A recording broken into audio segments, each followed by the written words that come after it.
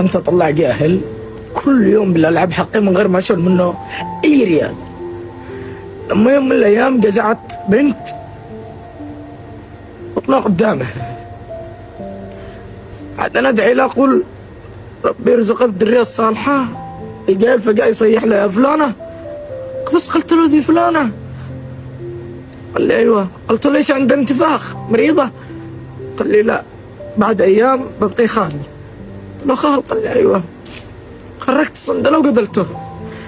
قاعد يشتي نزول، قريت بعدها مسكته باذنه. قال لي مالك؟ قلت له تحسبنا لا حق اللعب.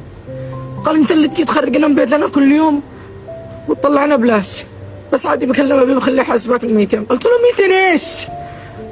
عندكم 184,000 حق سنه و9 شهور. قال مفنق بلا. قلت له مش اختك تزوجات حاسبونا بيس، حاسبونا بيس.